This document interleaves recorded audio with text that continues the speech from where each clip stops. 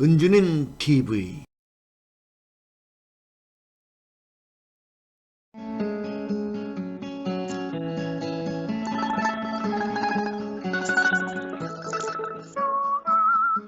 살아갈 날은 점점 길어지고 하지만 또 직장에서 일할 수 있는 날은 더 짧아지고 있는 시대입니다. 생존을 위해서 우리는 무엇을 준비하고 있을까요?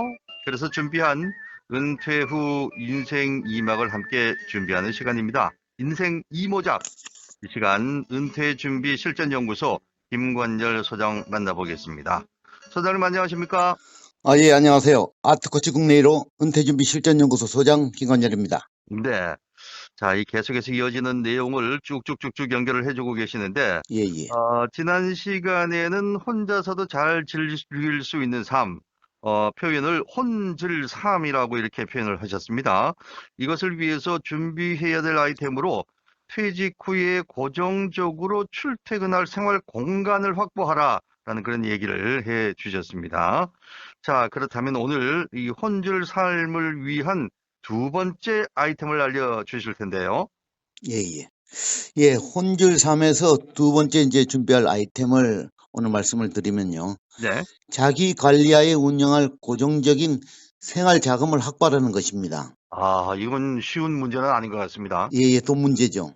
네. 예, 사실 이 부분이 이제 돈 문제라 함부로 이제 말씀드리기가 매우 어려운 부분이 있는데요. 음흠. 하지만 이제 사실 이 부분이 굉장히 중요한 부분입니다. 퇴직 후에는요. 그렇죠. 예, 제 조사에 의하면은 이제 많은 퇴직 선배들이 퇴직 후 은퇴 생활을 잘 영위하지 못하는 이유 중 가장 큰 이유 중 하나가 바로 이 부분이 충분히 잘 준비되지 않았기 때문이라는 것을 알게 되었습니다. 예.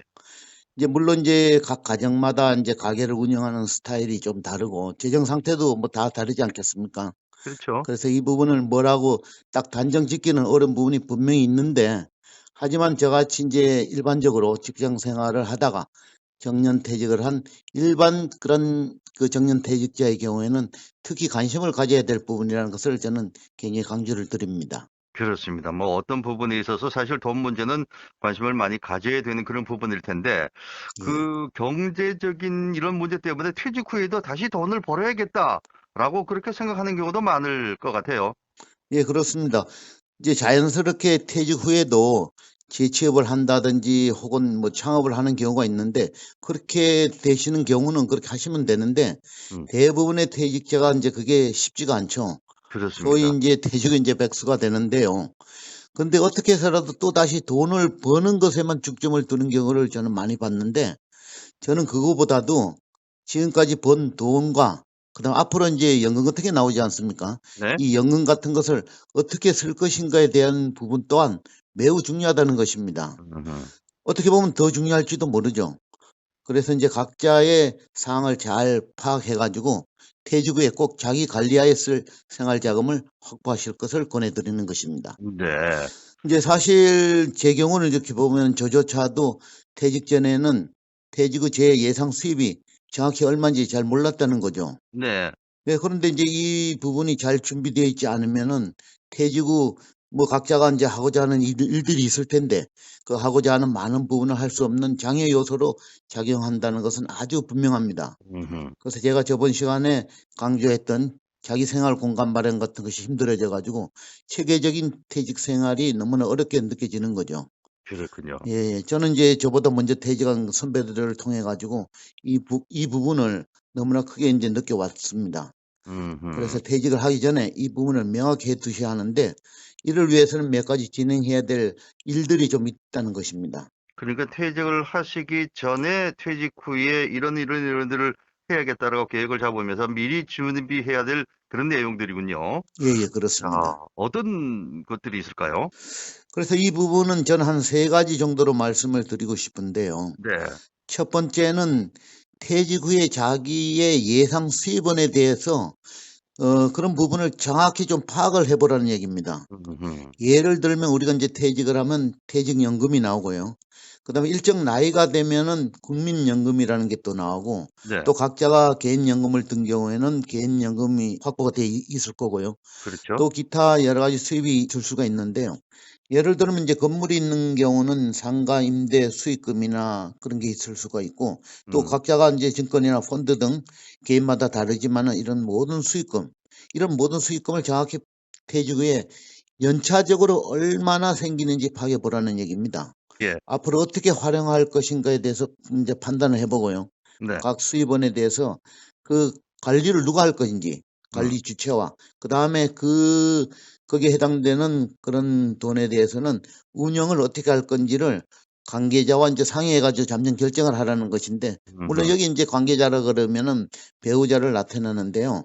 네, 제 경우에는 이제 제 아내가 되겠죠, 그죠? 네, 마지막 셋째로는 이 부부간에 합의된 그런 결과를 바탕으로 각자 개인의 경제적 수익과 지출을 한눈에 볼 수 있는 가이드라인을 설정을 해가지고 운영하시라는 말씀입니다. 음, 예, 즉 이제 정년퇴직 후에 각자의 재무 사항을 알 수 있는 재무 상황표 같은 거, 그다음에 연도별로 재무 운영할 수 있는 표를 알 수 있는 재무 운영표 같은 것을 자기 방식대로 이제 만들어 가지고 참고해 보실 것을 네, 그래야만이 자기 스스로 생활 자금이 체계적으로 관리가 될 수 있다는 걸 알 수 있죠.